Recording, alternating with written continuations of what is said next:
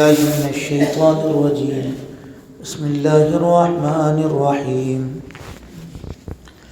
ولما جاءهم كتاب من عند الله مصدق لما معهم وكانوا من قبل يستفتحون على الذين كفروا فلما جاءهم ما عرفوا كفروا به فلعنة الله على الكافرين بئس ما اشتروا به أنفسهم أن يكفروا بما أنزل الله بغيا أن ينزل الله من فضله على من يشاء من عباده فباءوا بغضب على غضب وللكافرين عذاب مهين صدق اللہ العظیم۔ ترجمہ۔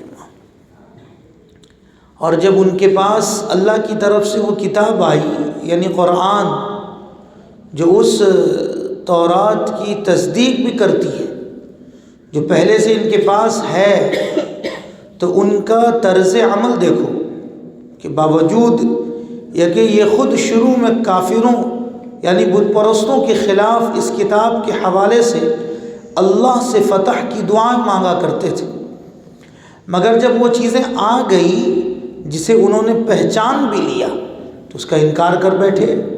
بس پھٹکار ہے اللہ کی ایسی کافروں پر، بری ہے وہ قیمت جس کے بدلے انہوں نے اپنے جانوں کو بیچ ڈالا ہے کہ یہ اللہ کی نازل کی ہوئی کتاب کا صرف اس جلن کی بنا پر انکار کر رہے ہیں کہ اللہ اپنے فضل کا کوئی حصہ یعنی وحی اپنے بندوں میں سے جس پر چاہ رہا ہے اتار رہا ہے، چنانچہ یہ اپنی اس جلن کی وجہ سے غضب بالائے غضب لے کر لوٹ رہے ہیں، اور کافر لوگ ذلت آمیز سزا کے مستحق ہیں۔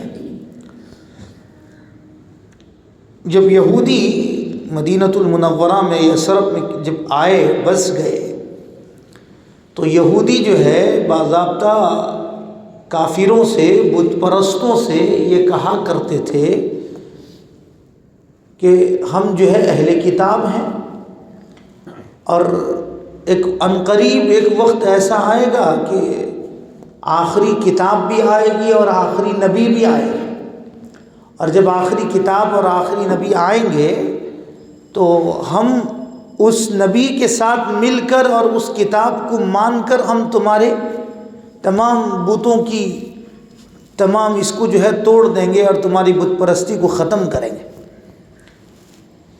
یہودی اس بات کو کہا کرتے تھے، لیکن جب اللہ کے رسول آ گئے اور کتاب اتر گئی اب جو ہے انکار کر بیٹھے۔ کیوں انکار کیا؟ اس کی وجہ کیا تھی انکار کرنے کی؟ اس کو بھی اللہ نے قرآن میں بیان کیا۔ وجہ یہ تھی کہ ان کے مطابق اللہ نے نبی کو نہیں بھیجا۔ ان کا مطابق کیا تھا کہ اب تک بنی اسرائیل پر جو ہے نبی آیا کرتے تھے، اب جو نبی آئے ہیں آخری نبی جو آئے ہیں وہ بنی اسماعیل پر آئے ہیں، حضرت اسماعیل علیہ السلام کے اولاد میں سے ہیں۔ تو اب ان کو تکلیف ہونی شروع ہو گئی کہ بھئی اب تک بنی اسرائیل پر نبی آئے، اب بنی اسماعیل پر نبی کیوں آئے؟ اس پر انہوں نے کیا کیا؟ انکار کرنا شروع کر لیا۔ یہاں اللہ تعالیٰ ایک بات سمجھا رہا ہے کہ دیکھو تم میرے بندے ہو، میں تمہارا خالق ہوں، میں تمہارا مالک ہوں، تم جو چاہو گے اس حساب سے میں دنیا کو نہیں بناؤں گا، تم جو چاہو گے تمہارے منشے کے مطابق میں تمہارے نظام کو نہیں دوں گا، کیونکہ میں خالق ہوں، میں مالک ہوں، مجھے معلوم ہے کہ مجھے بنانا کیسا ہے، مجھے چلانا کیسا ہے، وہ مجھے معلوم ہے۔ نظام کائنات کس طرح سے چلتا ہے وہ مجھ رب کو معلوم ہے، تم کو معلوم نہیں۔ اس لیے تو اللہ نے شروع میں ہی کہہ دیا فرشتوں سے کہ جس چیز کا علم میرے پاس ہے اس چیز کا علم تمہارے پاس نہیں ہے۔ تو جب فرشتوں کو اللہ جب اس بات کو کہہ دیا تو میں اور آپ تو بندے ہیں، تو ہم چاہیں گے کہ ہمارے منشے کے مطابق ہو، یہ ہو نہیں سکتا۔ اسی طرح دنیا کے اندر بھی اللہ نے ہم کو جس حال میں زندگی دیا ہے اس حال میں ہمیں اللہ کا شکر ادا کرتے ہوئے زندگی کو گزارنا ہے۔ جس شریعت کو اللہ نے میرے اور آپ کے سامنے رکھا ہے اسی شریعت کے مطابق ہی زندگی گزارنا ہے۔